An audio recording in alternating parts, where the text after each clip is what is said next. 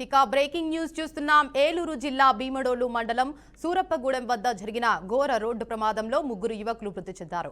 ద్వారకా తిరుమలకు చెందిన షేక్ రఫీ అనే యువకుడు వివాహాలు శుభకార్యాల కోసం మండపాల డెకరేషన్ పనిచేస్తుంటాడు. ఇక ఈ పనుల నిమిత్తం తన స్నేహితులు శ్రీరాములు చరణ్లతో కలిసి ఏలూరు వెళ్లి తిరిగి వస్తుండగా సూరప్పగూడెం ఫ్లైఓవర్ వద్ద గుర్తు తెలియని వాహనం వారిని బైక్ ని ఢీకొట్టింది. ఇక దీంతో ముగ్గురు అక్కడికక్కడే మృతి చెందినట్లు స్థానికులు తెలిపారు. సమాచారం అందుకున్న పోలీసులు ఘటనా స్థలానికి చేరుకొని ప్రమాదానికి గల కారణాలపై దర్యాప్తు చేపట్టారు. అనంతరం ఘటనపై కేసు నమోదు చేసి మృతదేహాలను పోస్టుమార్టం కోసం ఏలూరు ప్రభుత్వ ఆసుపత్రికి తరలించినట్లు పోలీసులు వెల్లడించారు. రైట్ ఇక బ్రేకింగ్ న్యూస్ చూస్తున్నాం. ఏలూరు జిల్లా భీమడోలు మండలం సూరప్పగూడెం వద్ద జరిగిన ఘోర రోడ్డు ప్రమాదంలో ముగ్గురు యువకులు మృతి చెందారు.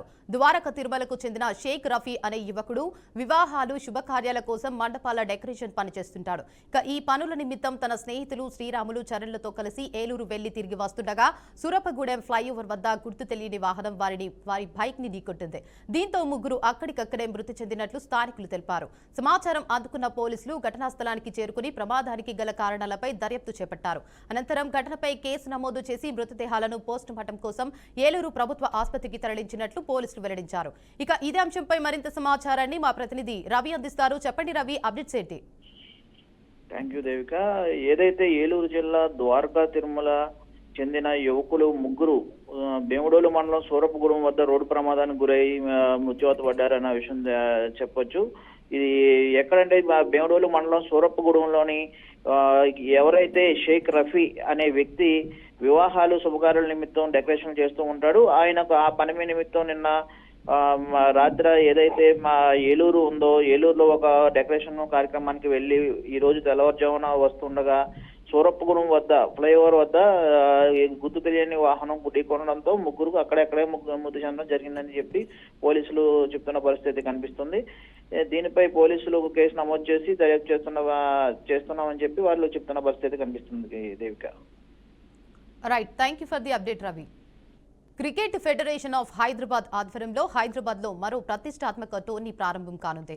భారత క్రికెట్ నియంత్రణ మండలి బీసీసీఐ అనుమతితో 19వ all India Rajiv Gandhi under nineteen T20 cricket championship ను జనవరి 7 నుంచి 10 వరకు హైదరాబాద్ లో నిర్వహించనున్నట్లు టోర్నీ చీఫ్ ప్యాట్రన్ మాజీ ఎంపీవి హనుమంతరావు వెల్లడించారు. దేశవ్యాప్తంగా వివిధ రాష్ట్రాల జట్లతో పాటు విదేశీ జట్లు కూడా ఈ పోటీల్లో పాల్గొననున్నాయని హనుమంతరావు తెలిపారు. ఇక ఈ టోర్నీ పోటీలు LB stadium, Vijayanand ground, Amberpet water works grounds లలో జరగనున్నాయని నిర్వాహకులు వివరించారు.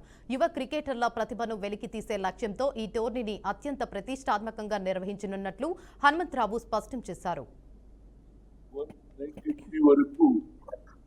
కోరుకొండ సైనిక్ స్కూల్ విజయనగరంలో ట్రైబల్ స్పోర్ట్స్ మీట్ కూడా పెట్టడం జరిగింది.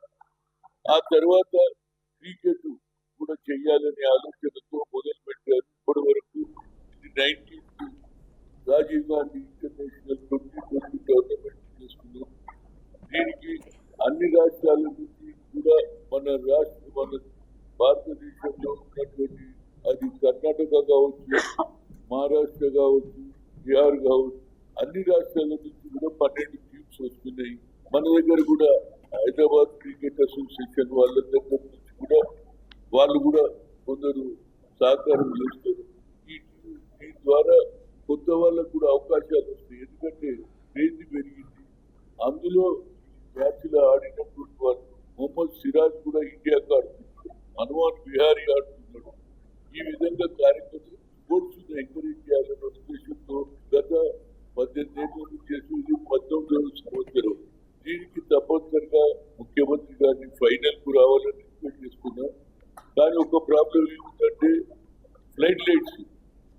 ఇక్కడ ఫ్లడ్ లైట్స్ తీసేయడం ఏదో మన ఏదైతే ఫ్లడ్ లైట్స్ పెట్టే ఏదైతే టవర్స్ ఉన్నాయో అది బాగలేదు, పడిపోతాయని చెప్పడం వల్ల ఈసారి ఫైనల్స్ మాత్రం డేలైట్ గా 91-93 వరకు కోరుకొండ సైనిక్ స్కూల్ విజయనగరంలో ట్రైబల్ స్పోర్ట్స్ మీట్ కూడా పెట్టడం జరిగింది.